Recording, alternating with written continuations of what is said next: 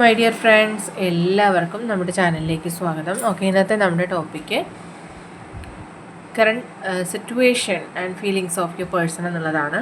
വീഡിയോയിലേക്ക് പോകുന്നതിന് മുമ്പായിട്ട് ചാനൽ ഇതുവരെ സബ്സ്ക്രൈബ് ചെയ്യാത്ത ആരെങ്കിലും ഉണ്ടെങ്കിൽ ദയവായിട്ട് സബ്സ്ക്രൈബ് ചെയ്യുക. വീഡിയോ ഇഷ്ടമായാൽ തീർച്ചയായിട്ടും ലൈക്ക് ചെയ്യുക, ഷെയർ ചെയ്യുക, കമൻറ്റ് ചെയ്യുക. ഇതൊരു ജനറൽ റീഡിംഗ് ആണ്, അതുപോലെ തന്നെ ജനറൽലെസ്സുമാണ്, ടൈംലെസ് ആണ്.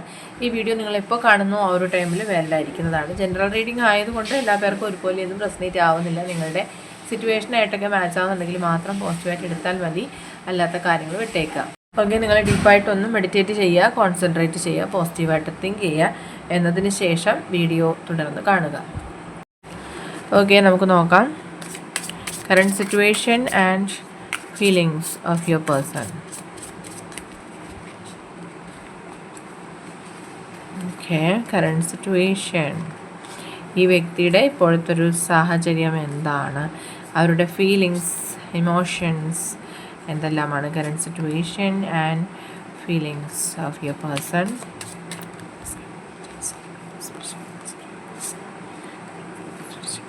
ഓക്കെ, റാൻഡമായിട്ട് കുറേ കാർഡ്സ് വന്നിട്ടുണ്ട്.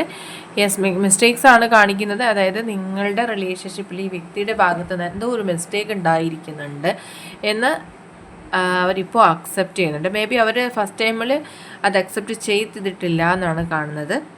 അവർക്ക് ഒരുപാട് തെറ്റുകൾ സംഭവിച്ചു എന്നാണ് അവർ പറയുന്നത്.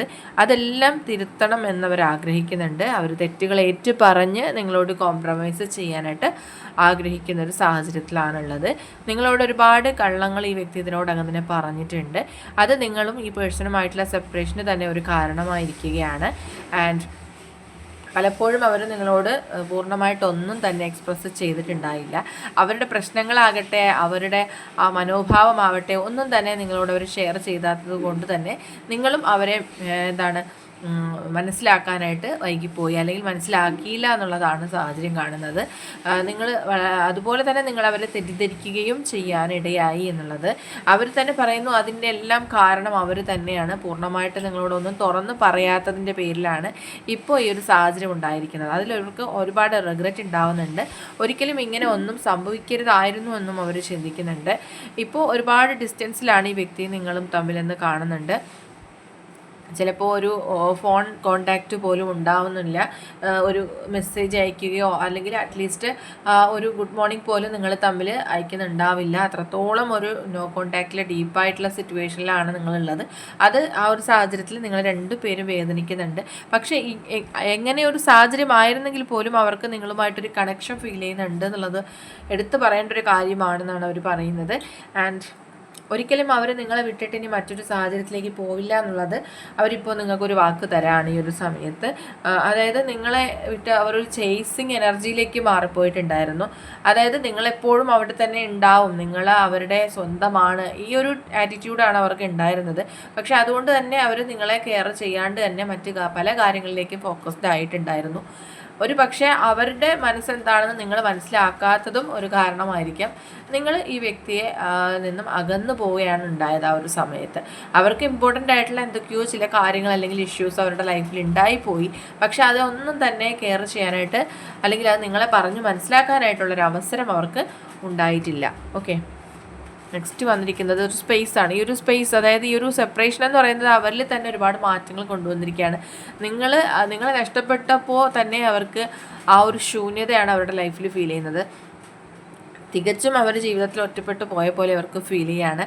അതായത് അവർക്കിപ്പോൾ ഒരുപാട് ഗിൽറ്റ് ഉണ്ടാവുന്നത് ഈ ഒരു അവർ കാരണം നിങ്ങൾ ഒരുപാട് വേദനിച്ചു പോയി, നിങ്ങളെ അവർക്ക് ഹേർട്ട് ചെയ്യേണ്ടി വന്നു, നിങ്ങളെ മനസ്സിലാക്കാനായിട്ട് അവർക്ക് പറ്റിയിട്ടുണ്ടാവില്ല, അല്ലെങ്കിൽ നിങ്ങളുമായിട്ട് ഉണ്ടായിരുന്ന ആ ഒരു റിലേഷൻഷിപ്പ് ശക്തമായിട്ട് തന്നെ കൊണ്ടുപോകേണ്ടതായിരുന്നു എന്നൊക്കെ അവർ ചിന്തിച്ചുകൊണ്ട് തന്നെ അവർക്ക് ഒരുപാട് ഗിൽറ്റ് ഫീലിംഗ് ഉണ്ടാവുന്നുണ്ട് ഈ ഒരു സമയത്ത്.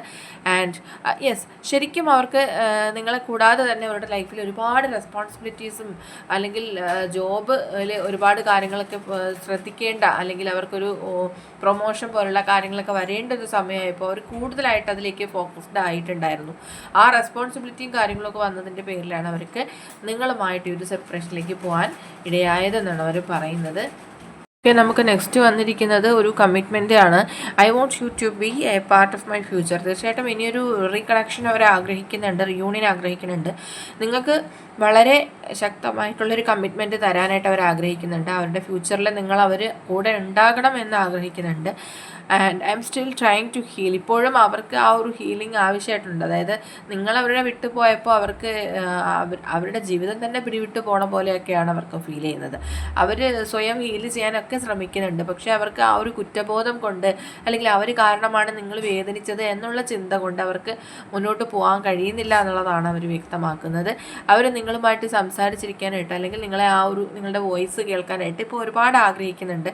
ഒരുപാട് നിങ്ങൾ ആ വോയിസിന് വേണ്ടിയിട്ട് അവർ വോയിസ് മിസ് ചെയ്യുന്നുണ്ട് ഈ ഒരു സമയത്ത്. ഓക്കെ, ഒരിക്കലും ഇങ്ങനെ ഒരു റിസൾട്ട് ഈ റിലേഷൻഷിപ്പിൽ നിന്ന് ഉണ്ടാവുമെന്ന് അവർ പ്രതീക്ഷിച്ചിട്ടുണ്ടായില്ല. അതായത് ഒരുപാട് കാര്യങ്ങൾ അവർ പ്ലാൻ ചെയ്ത പോലെയൊന്നും അല്ല സംഭവിച്ചത്. ഒരിക്കലും നിങ്ങൾ അവരെ മനസ്സിലാക്കില്ല, അല്ലെങ്കിൽ ഈ ഒരു ഇഷ്യൂവിൻ്റെ പേരിൽ നിങ്ങൾ അവരെ വിട്ടിട്ട് പോകും എന്നൊന്നും അവർക്ക് മനസ്സിലായിട്ടുണ്ടായിരുന്നില്ല. ആൻഡ് ഇപ്പോഴും അവർക്ക് നിങ്ങളുമായിട്ട് ആ ഒരു കണക്ഷൻ ഫീൽ ചെയ്യുന്നത്, ഒരുപാട് ജീവിത പാഠങ്ങൾ അവർ നിങ്ങളുടെ റിലേഷൻഷിപ്പിൽ നിന്നും നിങ്ങളിൽ നിന്നും അവർ മനസ്സിലാക്കിയിരിക്കുകയാണ്. ഈ ഒരു സെപ്പറേഷൻ എന്ന് പറയുന്നത് എത്രത്തോളമാണ് രണ്ടുപേരെയും വേദനിപ്പിക്കുന്നത്, അല്ലെങ്കിൽ അവരുടെ ജീവിതത്തെ എത്രത്തോളമാണ് ബാധിച്ചിരിക്കുന്നത് എന്നൊക്കെയുള്ള റിയലൈസേഷൻ അവർക്ക് ഉണ്ടാവുന്നുണ്ട്. ഈ ഒരു ഡാമേജ്, അതായത് ഈ ഒരു സെപ്പറേഷൻ കാരണം രണ്ടു പേർക്കും ഒരുപോലെ ഹേർട്ട് ആവുന്നുണ്ട്. Okay, I had to let this go so I could clear my mind. Okay, ഈ ഒരു കാര്യമൊക്കെ അവരുടെ മനസ്സിൽ നിന്ന് പുറത്ത് കളയണമെന്ന് അവർ ഒരുപാട് തവണ ശ്രമിക്കുന്നുണ്ട്. പക്ഷേ അവർക്ക് ആ ഒരു ഡിറ്റാച്ച്മെൻറ്റ് പോസിബിൾ ആകുന്നില്ല എന്നുള്ളതാണ് ഇവിടെ പറയേണ്ടതായിട്ടുള്ള. ആ ഒരു സാഹചര്യം അവർക്ക് സഹിക്കാൻ പറ്റാത്തതായിട്ട് വന്നിരിക്കുകയാണ്. ഇനി നിങ്ങൾ തന്ന പോലെ, അല്ലെങ്കിൽ നിങ്ങൾ ആ ഒരു കൊടുത്ത ആ ഒരു സ്നേഹം കെയറും ഒക്കെ നിങ്ങൾക്കും തിരിച്ച് നൽകണം എന്നവരെ ആഗ്രഹിക്കുകയാണ്. അതുപോലെ തന്നെ അവർ പറയാണ്, എത്രയൊക്കെ സംഭവിച്ചാലും എത്ര ഡിസ്റ്റൻസിൽ പോയിരുന്നാലും ഒരിക്കലും അവരുടെ മനസ്സിൽ നിന്ന് നിങ്ങളെ ഉപേക്ഷിക്കാൻ അവർക്ക് കഴിയില്ല. അവരുടെ ഡെസ്റ്റിനി, അല്ലെങ്കിൽ അവരുടെ മുന്നോട്ടുള്ള പാത്ത് തന്നെ എന്താണ് ചൂസ് ചെയ്യേണ്ടതെന്ന് അറിയാൻ കഴിയാതെ അവരിങ്ങനെ ഒരു സ്റ്റക്കായിട്ടുള്ള സിറ്റുവേഷനിലാണ് ഉള്ളത്. ആൻഡ് ഒരു തേർഡ് പാർട്ടി എനർജിയൊക്കെ കാണിക്കുന്നത് ഈ വ്യക്തിയും നിങ്ങളുമായിട്ടുള്ള സെപ്പറേഷൻ എന്ന് പറയുന്നത് ഈ ഒരു മിസ്അണ്ടർസ്റ്റാൻഡിങ് ആണ് കൂടുതൽ പേർക്കും. അതുപോലെ തന്നെ അവരുടെ ഭാഗത്തുള്ള കുറച്ച് തെറ്റുകളുമാണ് കാണുന്നത്. And finally I fail to give you what you need. നിങ്ങൾ എന്താണ് ആഗ്രഹിച്ചത്, അല്ലെങ്കിൽ നിങ്ങൾ എന്താണ് അവരിൽ നിന്ന് എക്സ്പെക്റ്റ് ചെയ്തത് എന്നത് ഒന്നും തന്നെ അവർക്ക് നൽകാൻ കഴിയാത്തതായിട്ടുള്ള ഒരു പരാജയം അവരുടെ ഭാഗത്ത് നിന്ന് സംഭവിച്ചിരിക്കുകയാണെന്നുള്ളതാണ് അവർ വ്യക്തമാക്കുന്നത്. അതുകൊണ്ട് തന്നെ അവരിപ്പോൾ ഒരുപാട് വിഷമിച്ചിരിക്കുന്ന ഒരു സമയം കൂടിയാണ്. ഓക്കെ, അപ്പോൾ ഇന്നത്തെ റീഡിംഗ് ഇവിടെ അവസാനിച്ചിരിക്കുകയാണ്. ജനറൽ റീഡിംഗ് ആയതുകൊണ്ട് എല്ലാ പേർക്കും ഒരുപോലെ റെസൊണേറ്റ് ആവുന്നില്ല. നിങ്ങൾക്ക് അക്സെപ്റ്റ് ചെയ്യാൻ പറ്റുന്നുണ്ടെങ്കിൽ അക്സെപ്റ്റ് ചെയ്യുക, അല്ലാത്ത കാര്യങ്ങൾ വിട്ടേക്കുക. റീഡിംഗ് ഇഷ്ടമായിരുന്നുണ്ടെങ്കിൽ തീർച്ചയായിട്ടും ലൈക്ക് ചെയ്യുക, ഷെയർ ചെയ്യുക, കമൻറ്റ് ചെയ്യുക. സബ്സ്ക്രൈബ് ചെയ്യാത്തവരുണ്ടെങ്കിൽ സബ്സ്ക്രൈബ് ചെയ്തും സപ്പോർട്ട് ചെയ്യുക. ഇനി നമുക്ക് നെക്സ്റ്റ് വീഡിയോയിലൂടെ വീണ്ടും കാണാം. അതുവരെയും ബൈ ബൈ.